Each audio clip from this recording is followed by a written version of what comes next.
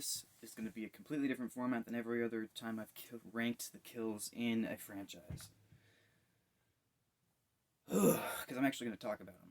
In hindsight, I should have probably just talked about the kills the first time I ranked them, but I mean, maybe not. They had the most views of every video I have, but on the subject of the screen kills, I am including both the movies and the TV show, which is in the title, I'm assuming, and that's like 90 to 89 some odd fucking kills, so this has the potential to be the longest video on my channel to this date, so I'm stressed, and I'm just gonna try to relax. Get my bong water out.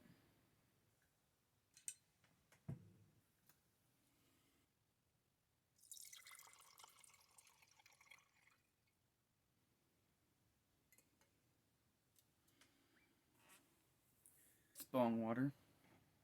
After I find it. Tea and lemon juice. Turmeric tea to fight the depression that the nicotine into weed causes.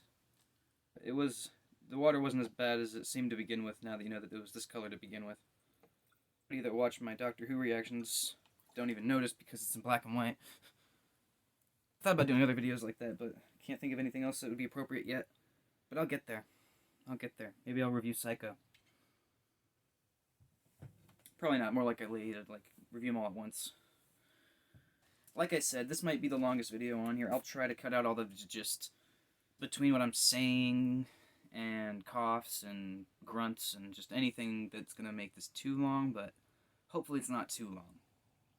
I think I'm stalling too much, to be honest, so coming up on the last place, and I'm not going to bother numbering them until I get to a spot where I know how many are left. Last place, and the first one to come out of the TV movie Halloween special that came out after season 2, which I'm completely separating from the second season for the purposes of seeing how long each installment lasts in this list and which one pops up first. So yeah, it's part of that flashback with Ann Hobbs and the Whittons. It's the kid that gets just struck with a Roy Burns. He gets struck with shears. And yeah, it's nothing to it. There's no blood. It's a kid. It's lame. Moving on. Too long in each one because there's like 90 of these.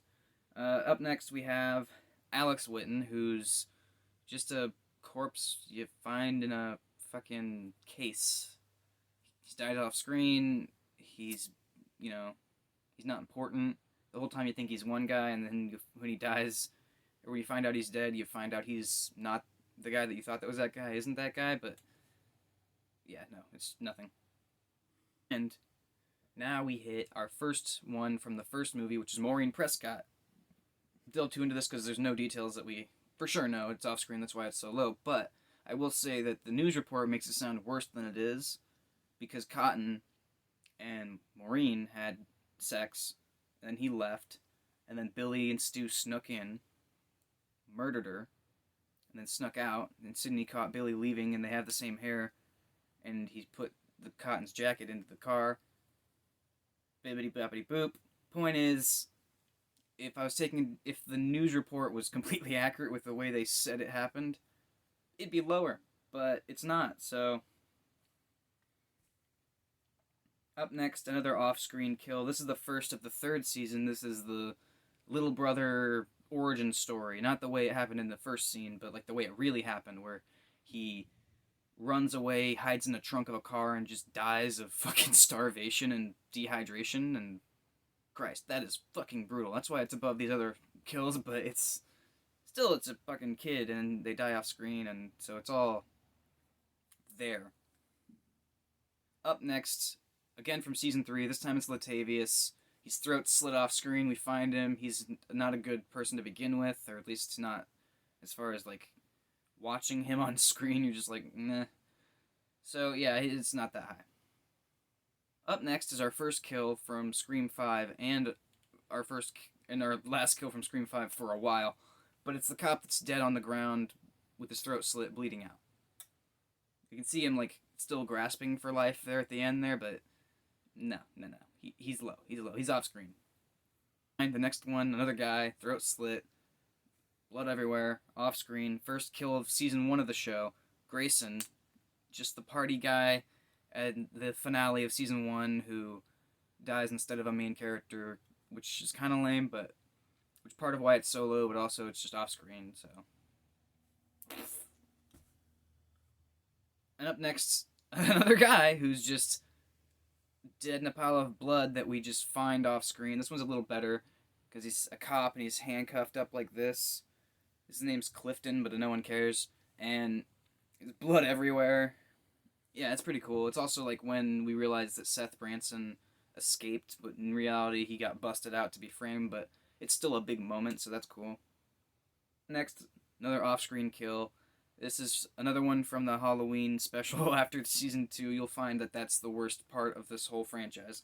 And it's kind of cool, though, but like he pulls up the thing, and it's a dead dude. We didn't see him die, but his eyes fucked up, and he's got like part of his face chipped away so you can see like teeth or something. It's decent, but it's off screen, and you know, if you're not gonna kill any main characters, at least kill the characters we don't give a shit about more cleverly. Yeah. Up next, I don't know her name at all, but I know her last name is Hobbs, and it's not Anna Hobbs. It's her mother, I think. And she dies the same way as her son, and he's the last kill. So this just gives you a bearing on how much him being a child affected that ranking. It's lame, just hit, no blood, whatever. Next. Feelings on, but overall I think I hate it. And it's the kill, it's the only cop who I didn't bother to learn their name because I don't think you can. His name's Guard. He's guarding Kieran in the beginning of the Halloween special, and he gets his head spun around like in Freddy vs. Jason, only the CGI is worse somehow, and it makes no fucking sense because this killer's not supernatural, so what the fuck? And it's pretty stupid, but it's entertainingly stupid, and it's better than all these off-screen kills below it, obviously, so that's where that goes. I gotta take a hit for this next one. That's way better after I cleaned it. Or, well, change the water. The lemon juice kind of cleans it, too. Anyway. Next, we have our first kill on the list from Scream 2. You already know who it is. Randy. And yes, it's sad we lost Randy. It's even more sad that we lost Randy in a way that puts him in the bottom half of this list. Like, not to spoil where it lands, but Dewey's death was done so much more respectfully. So Randy, yeah, no, I love this. I love the whole scene with him on the phone, but I'm not counting that. I'm just like, if I'm gonna include any of that in the conversation, it's just gonna be from dissing Billy onward. Like, I know he dissed Stu first, but Billy's what got him killed. And I got to admit, if you cut that jukebox scene out of this, because it's a comedy moment in the middle of the most emotional death, and it ruins it. If you cut that jukebox thing out of it, it would make this kill like, it would make this kill higher. I would say that. But overall, it's brutal, but it's off screen. Like, you hear a lot of stabs, and he's definitely got his throat slit, and he's covered in blood. We get to see the aftermath. But yeah, no, it's lame that the audience surrogate gets an off-screen kill. Mistake. If you're gonna kill the on surrogate in the second movie, you just have to do it well. And it's not done poorly enough for me to hate the movie in any way, so. This is our next kill from the first movie, and it's Stephen Orth, tied to the chair, gutted. He's gutted off screen, but we get to see the guts afterwards, which is cool. Yeah, no. This guy's underrated, does a really good job with being in pain and shit. Not that everyone else doesn't, but say about that. I do think it was fun that the question that got him killed was the Friday the 13th question, I believe, which is amazing. First kill from season 2, if you're not counting the Halloween special as part of season 2, but its own special. And a cop in the House of Mirrors, and he's just stabbed like once or twice on screen, and then well, first he's thrown through a fucking window, which is part of why he's higher than like the people below him. But then he's just stabbed a few times on screen, and then we cut to Emma walking around or some shit, and then she finds him bleeding out. And he's not an important character, which does come into play, albeit a little bit. And well, depending on the character, but God, I don't know. Moving on, another kill from this third season of Scream, and I believe our first killer on the ranking. This would be Jay Jamal. He's stabbed, and then he just kind of bleeds out for like a day. And his like the last scene with him talking with his brother, I love both their performances in it. I thought it was very Shakespearean and very cool. But well, not Shakespearean, but the plot behind why they were having the conversation was their acting wasn't very Shakespearean, but that's not really a negative either. But yeah, I don't know. It's low. I mean, he does just bleed out. I do like how he grabs his throat and then dies, and then Marcus he just like shoves him over. That's neat. Kill from Scream 4, and that's Marnie. And at this point, I should say I'm not including any kills that are stab movies. So Heather Graham, out. The first 3 technical kills of Scream 4, out. And I can't think of anything else right now that's in that category, but those are the only ones that are out. Marnie is... she's killed the same way Hallie is, but we only really see it in Charlie's phone when he's showing Sydney. But then she's thrown through the mirror Friday the 13th style, and that homage is like enough to bump her up above these other kills. Brett. No one watching this should know this character's fucking name, but I do. And it's in one of the openings of season 1 of the show where the storyline wouldn't work if they kill a character, but they want to start with a kill. So they showed a flashback to Brandon James, who's this whole backstory, which you already know if you've seen the show, and if you haven't, why are you watching this? But yeah, no, he sticks a fucking wooden thing in his eye, and it's like I think like the impact is off screen, but then it pans like around his shoulder, and then you see the stick coming out of his face, and that's pretty cool. Return to Sleepaway Camp with the wood through the eye,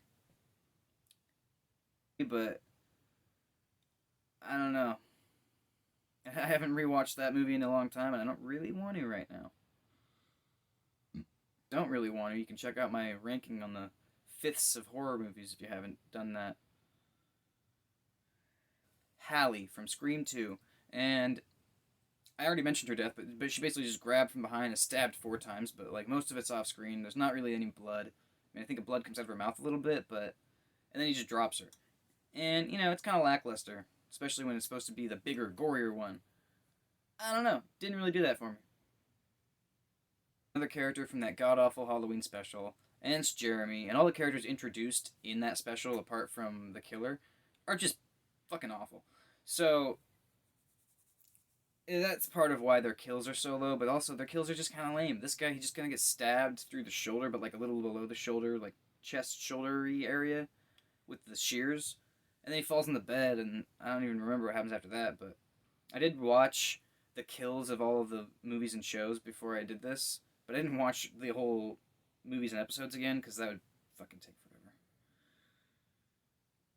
He's an important character. He's the only kill that doesn't follow the killer's MO, but it doesn't matter to me, because we need another kill, and it doesn't not follow his MO. He's only not killing Emma's friends because he wants to get with her, and at this point is when he realizes that this guy is not their friend. I was fine with that aspect of it. I'm just bringing up the fact that it's the only one that's not just to cover his tracks.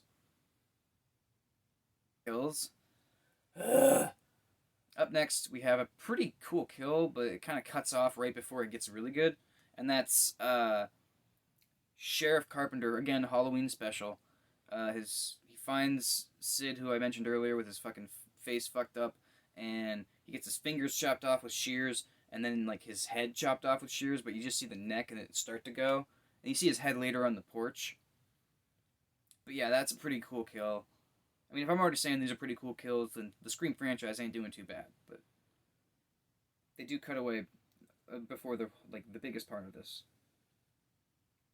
Have another kill from Scream 4, and this is Rebecca. And the reason she's so low is because I'm not including throwing her body off the roof onto the van, because in my mind she's fucking dead already. When that happens, it's kind of cool, but like if you look closely, which I do, the knife is like an inch and a half away from where the blood starts to flow out, and that has always ruined this kill for me. It's always ruined this kill for me. But other than that, I like the whole build up to it. I like the stab and the sound of it. But yeah, that thing dragged it back. This has been the most surprising aspect of this list to me so far. But the last installments that we haven't seen in this list so far is the third movie, and the worst kill of the third movie, and our next one is Jennifer Jolie, which, yeah, Roman, he sneaks up on her, and then he stabs her in the stomach and the back a few fucking times, but it's all, like, choppy and not really, you can't really see the impact of it, and Dewey, he shoots all these fucking two-way mirrors, and when he gets to the last one, where both of these humans are, only she falls, there's nowhere that way to go, we didn't see him go that way, and there's nothing behind him, so where the fuck did he go? What the fuck? Repetitive stabbing makes it higher than all these other kills, but this is kind of annoying, and I do enjoy the character, but God. I do enjoy that she says I'm the killer in Stab 3, because that means that that movie was going to jump the shark so hard they were going to have Gale be the killer. We have another off-screen kill, but this one's so cool. Because Nina, in the beginning of this first season, she's sitting in a pool, texting, and then she thinks she's texting Tyler, but then Tyler texts heads up, and then Tyler's head falls in the fucking hot tub, and then she's like, what the fuck? And for some reason, she doesn't realize it immediately, and she touches it, and then when it turns, she realizes who it is, which to me is not the most important thing in my mind. She freaks the fuck out, which is just, and that's the end of that kill, but like, also I do love what they do with like, playing with, they don't find him yet, and playing with how his body works with the story, but that's not part of why he's this high.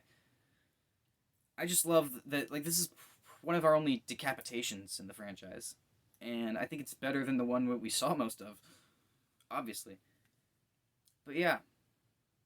Also, he's just a dick character. Once you get through the series and you, like, hear his backstory, you're like, well, fuck, I'm glad that guy got decapitated. So yeah. Our next killer death. And it's another one from Season 3. Wow, they both have the worst killer deaths. When I made this list, I didn't really try to check off when the killers made it, so I'm surprised. Not really, though.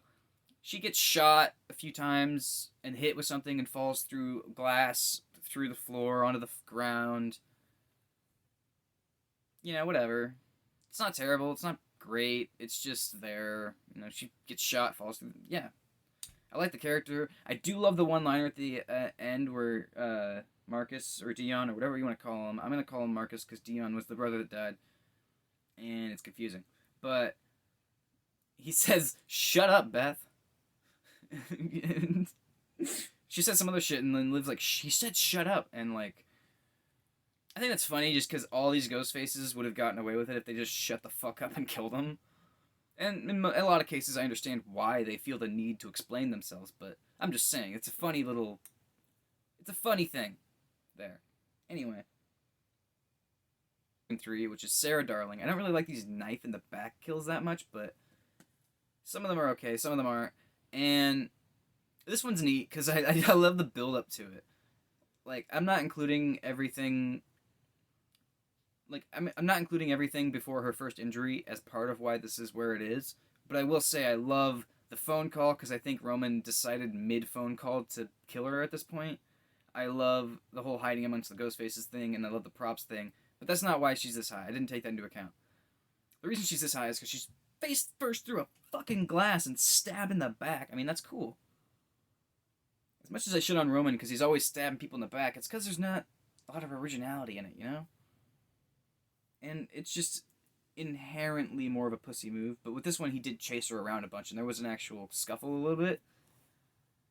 She was totally not winning that, though.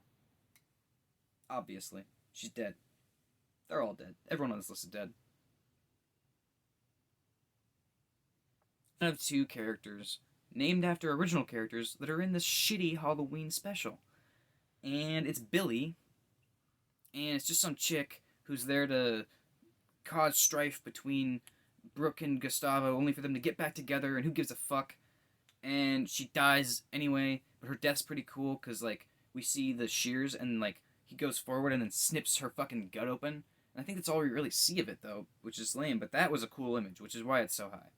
But again, it's mostly off screen. They just find blood later, and, like, they see her, and they're like, oh!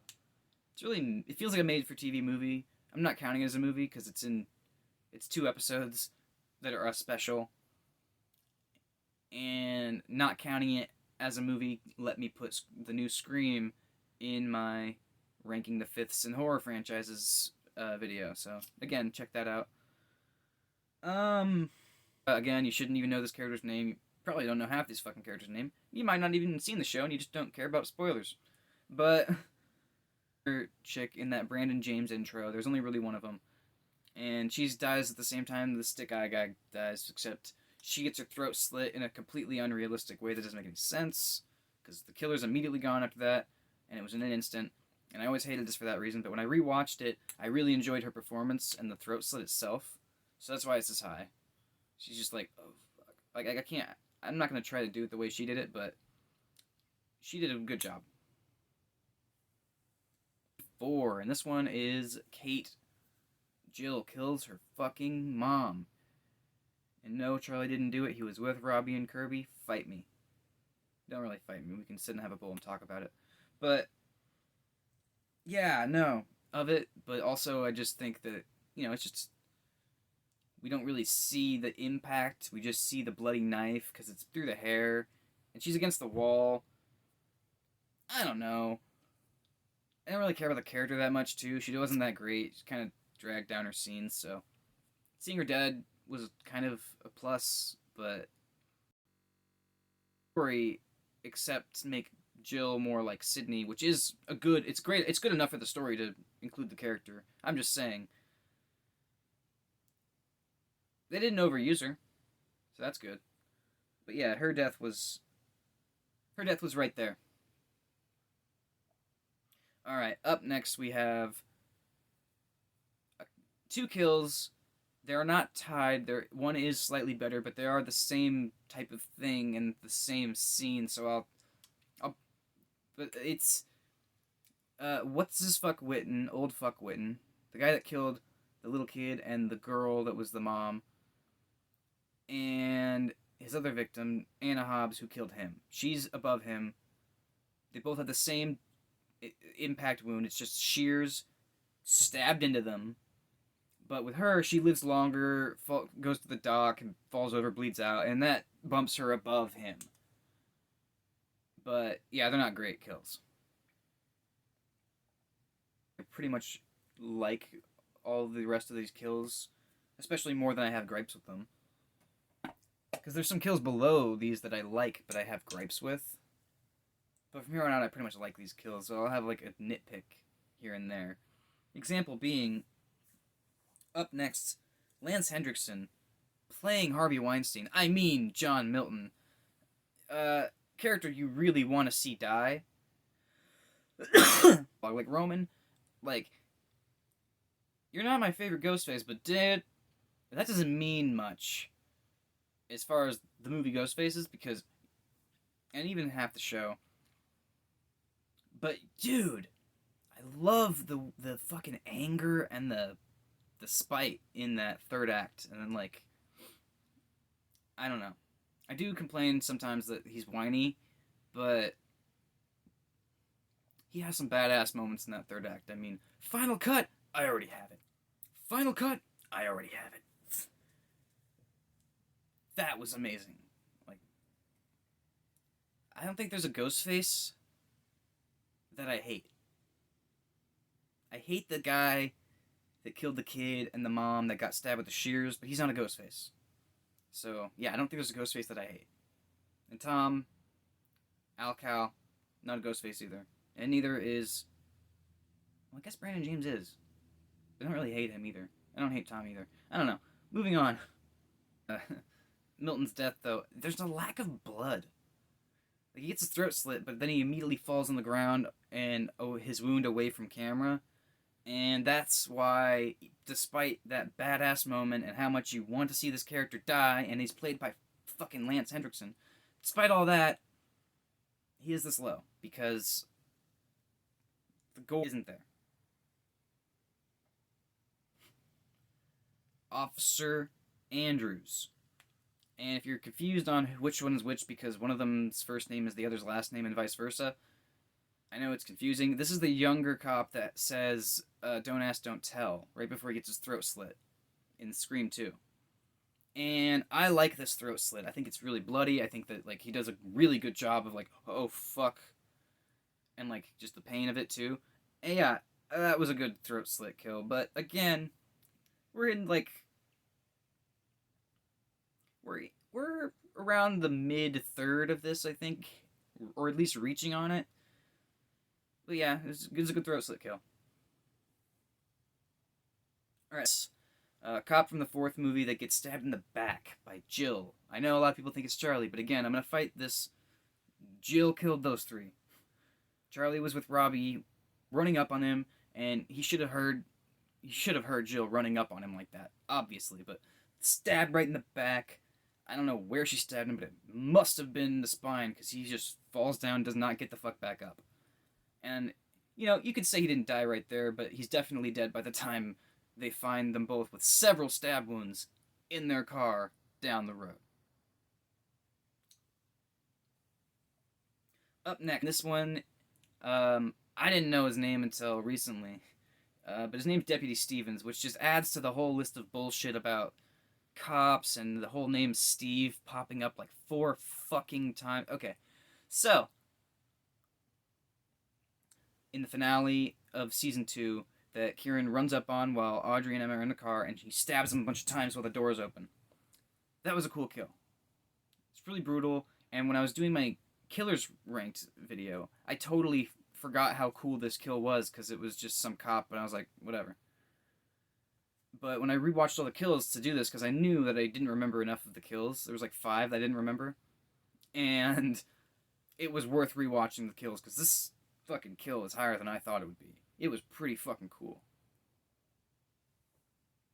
Characters down the list, and I've hit the bottom of the page, and now the second bracket. So that's where we are so far, if you're wondering. There's 3 brackets, and one of them's not full. Make this claim, but we're somewhere around the 3rd marker.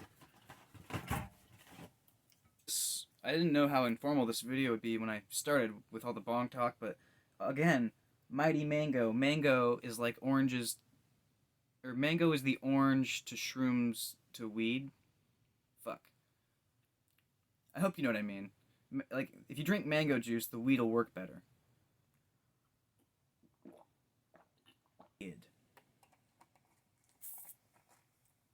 Editing me will chop that out. Where's my fucking fire? My fucking fire. Is a character that also is a lot like a few other characters on this list. A character that you just really wanted to see die, and that is Seth Branson of the Final Destination fame. And this season's, I don't want to say better, but just better made. I like him more than that because he's not a creep. But we do get to see a cool scene with his hand getting chopped off, which I'm including in his death, even though it's a isolated incident that's separate from his death. And I'm not going to do that with every injury, but this one seems sufficient enough to include. And then he's burned alive in a fucking building, and even though it's like you see it start to burn him alive and then it crumbles in and we don't really see the rest of it, it's still a fucking dude you don't like burning to death in a fucking building. So, props. Part. I did not include the girl that he was with before season 1 that killed herself, and if I was, she'd be below the kid that got she'd be the bottom of this list, literally. Like the bottom of it. On-screen kill of the TV series after the head falls in the hot tub, then she gets attacked by Ghostface. And on the mask subject, I like it. I'm not saying it's better or that it was necessary to change the mask. I'm just saying it looks like the painting The Scream. It looks cool. It's a cool horror mask. Cool. She gets chased around. She gets her back slashed and her throat slashed. And then she falls in the pool. And it's always cool when the pool fills with blood. So yeah, that's always neat. Have Christine, another kill from Scream 3. And this is the first kill of Scream 3 where she's been fucked with mentally by Roman's dumb thing that imitates every human being on Earth's voice for some fucking reason. Fun way to use it, though, because now she's thinks Cotton's the killer, and so she's not listening to him when he says turn around, so she gets stabbed in the fucking back. And again, this is a sneaking up and stabbing in the back. But this is the first one, doesn't get old yet, and I gotta say, it works for the fucking scene. Because the scene's not about her, it's about Cotton. And I love that Roman just treats her like the thing in between them, because it's really what she is at this point in the movie. We've only known her for not even 5 minutes or some shit of screen time, so yeah. Stabs her in the back, throws her behind him, and then the real fight ensues, which we're not on yet. Name as another fucking character, but this is the Halloween special version of him, Tom the Killer, Alcal. Now, this death is really hard for me to talk about because someone very special to me died a very similar way, at least as far as the media is concerned. Emma flips his bitch ass over a railing, a balcony, and he hits the stairs beneath on his head. And it was shot really well, felt the impact. I want to move on because I don't want to get bummed out. Have the last kill of season 2 before the Halloween special, which is technically part of season 2, but like I said, I'm separating them for the means of seeing which franchise comes in first in this list and which one's the last one to come in on this list. Because that was a fun thing for me to figure out. But this is the last kill canonically of season 2. And that would be Eli, who gets shot twice by Emma and 3 times by Kieran. And the character was interesting, and it led a whole other insight into Kieran in the final few episodes, which was neat. And that being the twists scene where we find it out that he's the killer, and that being his cousin that he kills, there's a whole lot of levels to this. It's really fucked up. 3, and she Me Too, albeit like in a small group of people that would have already known about that, so not really. And then she runs her ass away, and Roman just rounds the corner right when she runs, and she fucking stabs her, and that's cool.